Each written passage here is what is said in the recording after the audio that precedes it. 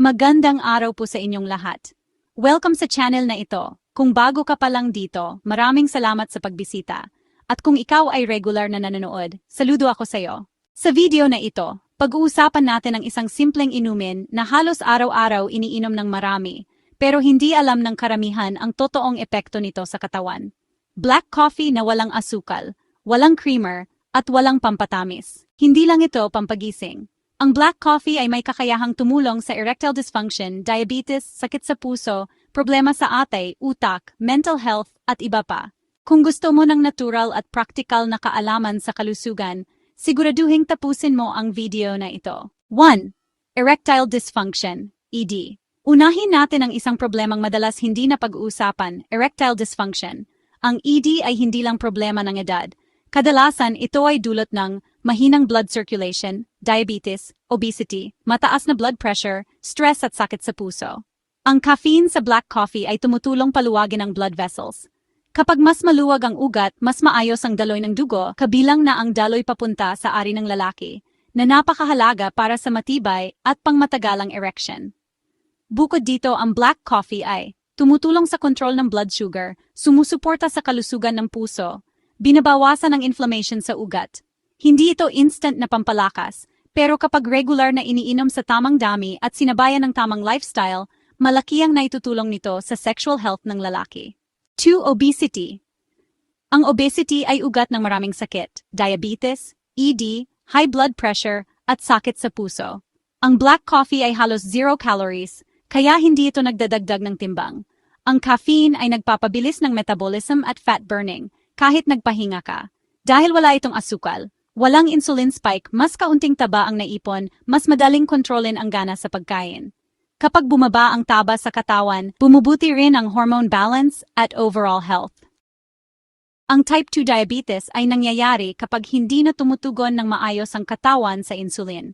Ang black coffee ay may chlorogenic acid na nagpapabagal ng pag-absorb ng asukal sa dugo, nagpapabuti ng insulin sensitivity, tumutulong protektahan ang pancreas. Dahil walang asukal ang black coffee, mas stable ang blood sugar level, kaya nababawasan ang risk ng komplikasyon, tulad ng nerve damage, kidney problems, at ED.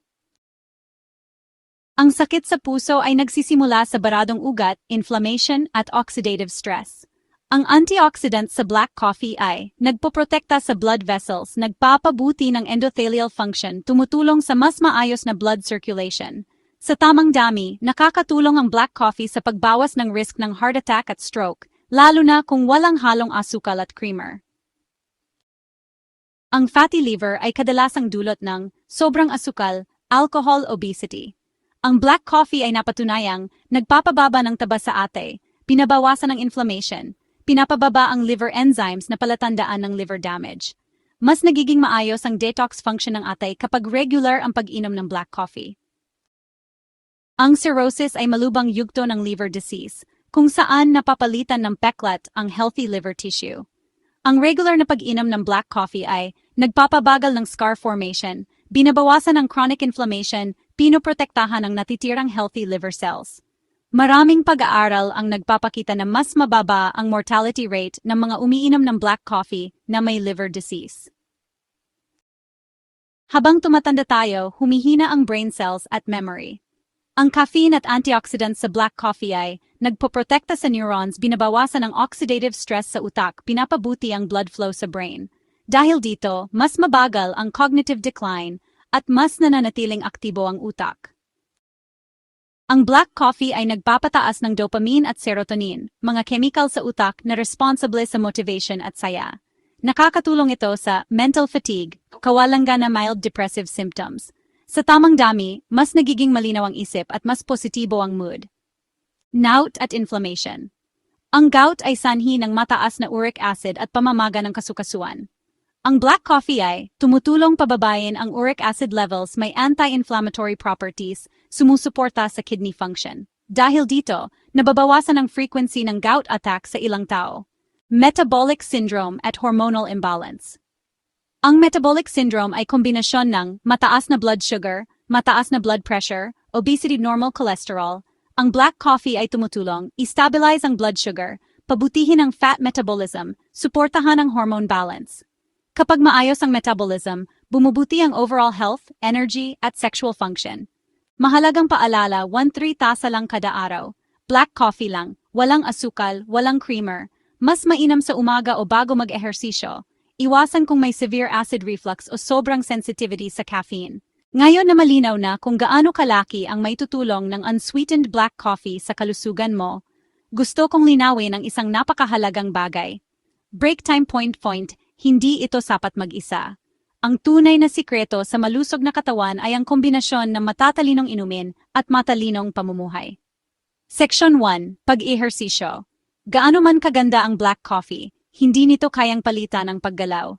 Ang regular na pag-ehersisyo ay nagpapabuti ng sirkulasyon, nagpapalakas ng puso, nagpapababa ng blood sugar, nakakapagpataas ng testosterone sa mga lalaki, at nakakatulong sa erectile dysfunction. Kahit ang 30 minutong paglalakad araw-araw ay mahalaga. Kung iinom ka ng black coffee bago mag-ehersisyo, mas mararamdaman mo ang enerhiya, at mas maraming taba ang masusunog mo. Black coffee plus ehersisyo ay kakatumbas ng mas mabilis na resulta. Section 2. Malusog na pagkain.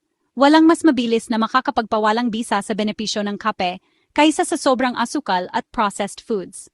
Kung gusto mo talagang gumaling o maiwasan ng sakit, bawasan ng matatamis, iwasan ng soft drinks at junk food, bawasan ng mga refined carbs tulad ng puting tinapay.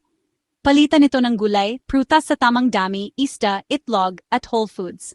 Kapag kumakain ka ng maayos, mas gumagana ang black coffee. Section 3. Tulog at stress. Maraming kondisyon, diabetes, depresyon, ED, ay pinalalala ng kulang sa tulog at stress. Kahit may black coffee, kung kulang ka sa tulog at laging stressed, bababa ang benepisyo nito. Sikaping makatulog ng 7 to 8 oras, iwasan ang pagpupuyat, at ipahinga ang isip at katawan mo. Sumusuporta lang ang kape, kailangan mo pa rin ng pahinga. Section 4. Iwasan ang bisyo. Kung umiinom ka ng black coffee pero naninigarilyo o labis kang umiinom ng alak, mawawala ang mga benepisyo. Ang paninigarilyo ay nakakasira ng maugat ng dugo, direktang konektado sa ED at sakit sa puso. Ang sobrang alak ay nakakasira sa atay, kabaligtaran ng protektibong epekto ng kape. Kung gusto mo ng tunay na resulta, bawasan o itigil ang mga ito. Section 5. Disiplina at pagpapatuloy. Hindi agad-agad ang mga benepisyo. Bumubuti ang katawan mo sa pamamagitan ng pang-araw-araw na gawi, disiplina at pangmatagalang pagbabago. Ang pag-inom ngayon ay hindi mag-aayos ng mga bagay bukas. Ang pagpatuloy ang tunay na sikreto. Huling mensahe, tandaan, ang kape ay isang kasangkapan. Ang ehersisyo ang kasama, ang malusog na pagkain ang pundasyon, ang tulog ang sistema ng pag-aayos. Pagsama-samahin ang mga ito at magsisimula ang tunay na pagbabago sa kalusugan. Patuloy na manood para sa mabilis na CTA sa susunod. Kung may natutunan ka sa video na ito, i-like mo ang video, i-share mo sa pamilya at kaibigan, at mag-subscribe ka sa channel para sa mas marami pang kaalaman sa kalusugan. Mag-comment ka sa baba. Umiinom ka ba ng black coffee araw-araw? Ilang tasa? Maraming salamat sa panonood. Ingat palagi, at tandaan, simpleng inumin, malawak ang benepisyo sa katawan. Kita-kits sa susunod na video.